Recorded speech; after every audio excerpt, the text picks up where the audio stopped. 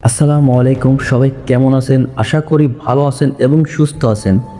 আজকে আমি আবারও আপনাদের জন্য নিয়ে এসলাম এক নতুন ভৌতিক এপিসোড, যা শুনলে আপনাদের রক্ত হিম হয়ে যাবে এবং মন জুড়ে ভয়ের ছায়া নেমে আসবে। তাই মনোযোগ দিয়ে শোনার জন্য প্রস্তুত থাকুন, কারণ এই গল্পের এমন কিছু ঘটনা লুকিয়ে আছে যা শুনলে আপনারা কখনো স্বাভাবিকভাবে ঘুমাতে পারবেন না। তাহলে চলুন শুরু করা যাক। গল্পের নাম নানুর খাটের নিচে ঘন্টা। আজকে রাতের গল্প একটু রহস্যময় কিন্তু শান্ত। একটি ছোট মেয়ে তার নানুর পুরনো বাড়িতে কাটানো এক গ্রীষ্মকালের ছুটির গল্প। একটা ঘন্টা যেটা কেবল রাত 2টায় বাজে, তাও খাটের নিচে থেকে। আলিয়া নামের একটি ছোট মেয়ে গ্রীষ্মকালের ছুটি কাটাতে গিয়েছিলেন তার নানু বাড়িতে। লোকের ধারণা পুরনো সেই কাঠের বাড়ি, যেখানে বাতাস ছিল পুরনো আর কাগজ আর গোলাপ জলের গন্ধ। প্রতিদিন দুপুরে নানু তার চুল আছড়ে দিতেন আর সন্ধ্যায় তারা মিলে মশার কয়েল জ্বালিয়ে বারান্দায় বসে গল্প করতেন। কিন্তু রাত নামলেই বাড়িটা হয়ে যেত একবারে নিঃশব্দতা এবং নীরবতার মাঝখানে বাজত এক হালকা শব্দ, ঠিক রাত 2টায়। প্রথম রাতে আলিয়া ভেবেছিল হয়তো স্বপ্ন দেখছে, কিন্তু দ্বিতীয় রাতেও এবং তৃতীয় রাতেও ঠিক একই সময় টুং শব্দ শোনা গেল খাটের নিচ থেকে। আলিয়া ভয় পেয়ে গিয়ে বলল, নানু, খাটের নিচে কিছু একটা বাজছে, কেউ আছে? নানু হেসে মাথায় হাত বুলিয়ে বললেন, ওটা ভালো আত্মা মা, আমাদের পাহারা দেয়, ভয় পাস না। আলিয়া বিশ্বাস করতে চাইল, কিন্তু প্রতিদিন সেই ঘন্টার শব্দ যেন একটু একটু দুষ্টু হয়ে উঠল, একটু জোরে, একটু আস্তে। পঞ্চম রাতে সে ঠিক করল জেগে থাকবে। চোখ খুলে কান খাড়া করে খাটে চুপ করে শুয়ে রইল। ঠিক 2টা বাজেই টুকরা নিখুঁত রূপের ঘন্টার শব্দ খাটের নিচ থেকে যেন কাপা কাপা আলো ছড়িয়ে বলল। আলিয়া নিঃশব্দে উঠে নিচে তাকালো। আলিয়া ভয় পেয়ে বলল, নানু, খাটের নিচে কিছু একটা বাজছে, কেউ আছে?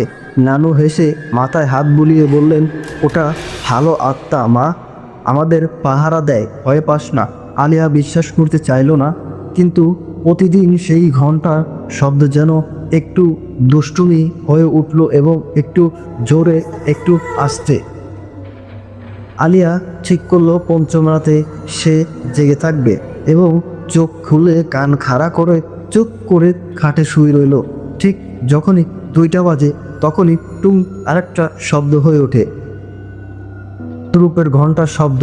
খাটের নিচে যেন কেউ কাপা কাপা আলো ছড়িয়ে পড়ল। আলিয়া নিঃশব্দে উঠে নিচে তাকালো। একটা ছোট রূপার ঘন্টা নিজে নিজেই দুলছে, আর তার পাশে বসে একটা ছায়ামূর্তি এবং একটি শিশু মেয়ে, যার চোখে ছিল কান্না এবং মুখে ছিল হাসি। আলিয়া চিৎকার করতে চাইল, কিন্তু পারল না। হয় না, বরং মনটা ভরে গেল এক দুঃখের আরময়। সে ছায়া মেয়েটাকে ফিসফিস করে বলল, নানু বলছে তুমি এসে গেলে আমি আর একা থাকবো না, তুমি কি আমার বন্ধু হবা?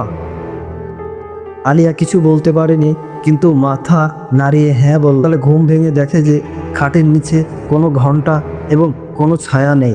নানু হাসতে হাসতে বললেন, ঘন্টার কাজ শেষ মা, এখন বাড়িটা নিরাপদ।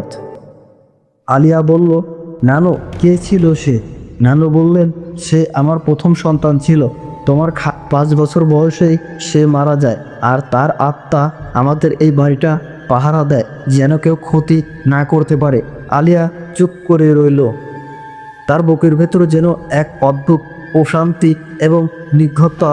রাত নামলেই আর কোনো ঘন্টা বাজেনি, কিন্তু প্রতি রাতেই ঘুমানোর যাওয়ার আগে সে বিছানার নিচে তাকিয়ে পিসপিস করে বলতো, আমি আছি খালামণি।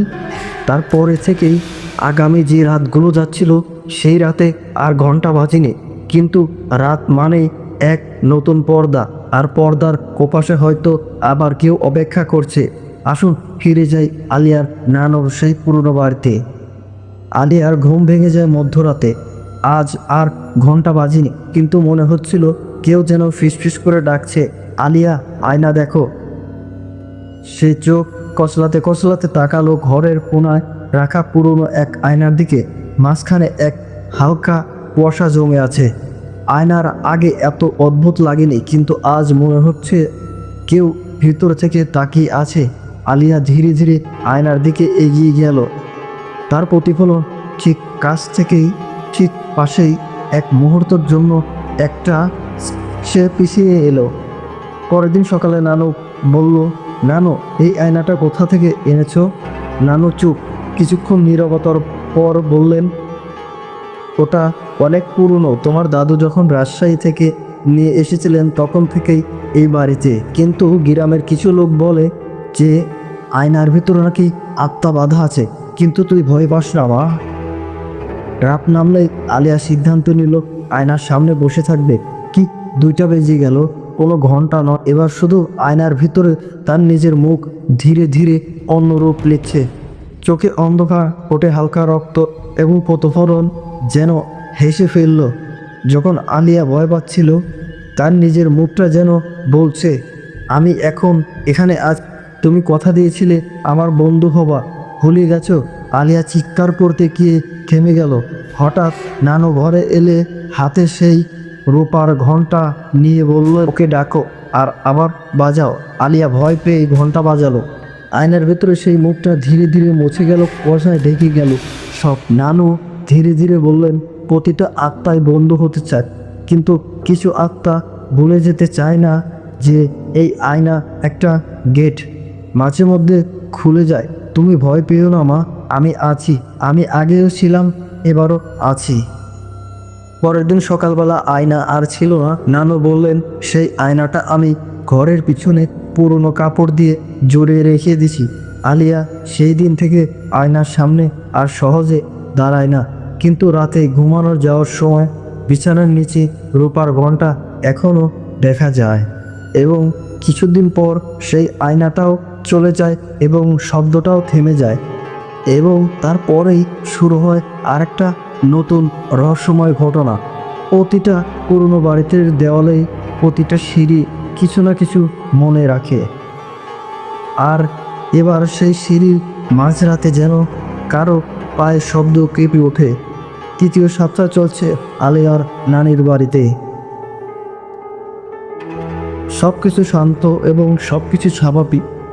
রাতে 1:40 সেই ঘুমের ঘরে শুনতে পেল টুং টুং টুং।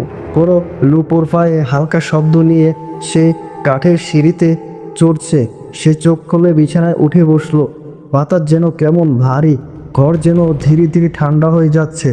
নানু ঘর থেকে হালকা আলো আসছে, কিন্তু সিঁড়ি দিয়ে কেউ নামছে। আলিয়া দরজা খুলে দেখল কেউ নাই, কিন্তু পায়ের ছাপ আছে, ছোট ছোট ভেজা পায়ের ছাপ, যা নিচের ঘরের দিকে যাচ্ছে। সে ধীরে ধীরে নিচে নামলো।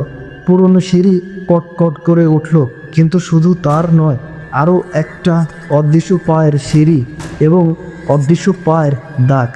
নিচে এসে দেখে ডাইনিং টেবিলের উপর মাথা রেখে ডায়েরি পড়ছে।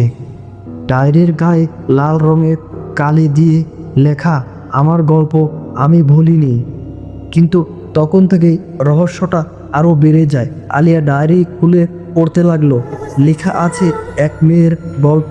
ছোটবেলায় হারিয়ে গিয়েছিল এই বাড়িতে, আয়নাতে বন্দি হয়েছিল, আর সেই ঘন্টা দিয়ে যায় আত্মাকে শান্ত রাখতে।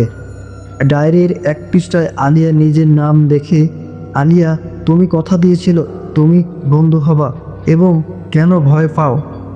আলিয়ার গলা শুকিয়ে গেল। সে দরজা খুলে তাকিয়ে দেখল একটা ছায়া দাঁড়িয়ে আছে, কিন্তু সেই ছায়াটি কোনো মতেই ছোট ছিল না, একটু বড় এবং পাকা হয়ে দাঁড়িয়ে আছে। ছায়াটা বলল, তুমি কি জানো না আমি কোথা থেকে এসেছি? আমি আয়নার দিক থেকে নয়, আমি এসেছি সিঁড়ির নিচে থেকে, যেখানে নানু একটা দরজার লোকে রেখেছিলেন। আলিয়া দৌড়িয়ে নানুকে ডাকতে লাগলো।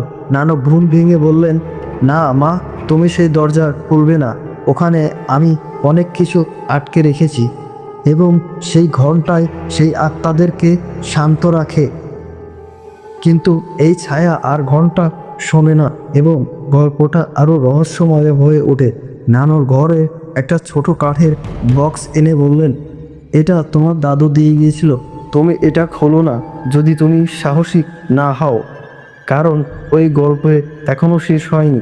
আলিয়া বক্সটা হাতে নিয়ে বুঝলেন এটা এই রহস্যময় কেবল শুরু। সেই দিন রাতে আর কোনো শব্দ হয়নি, কিন্তু সকালবেলা সিঁড়ির নিচে থেকে একটা ছোট বার্তা পাওয়া গেল, আমি আবার আসব, সেদিন ঘন্টা বাজাবো, কিন্তু কেউ শুনবে না। আলিয়ার গ্রীষ্মকালের ছুটি এখনও শেষ হয়নি, কিন্তু রাতগুলো আগের মতো সহজ নয়। আমরা সবাই কোনো না কোনো শব্দ ঘুমের ঘরে শুনতে থাকি, কিন্তু সত্যি কথা বলতে কোনো শব্দেরই উত্তর দিতে ভালো না। আপনি যদি পায়ের শব্দ শুনতে পান, চোখ বন্ধ করে বলুন, আমি ঘুমিয়ে আছি। আজকের গল্পটা এখানে এসে হয়তো আপনি আজও কোনো ঘন্টার শব্দ শুনতে পান না, কিন্তু কেউ জানে কেউ হয়তো আপনার পাহারা দিচ্ছে। শুভরাত্রি, ঘুমিয়ে পড়ুন এবং শান্তিময় স্বপ্নের মধ্যে।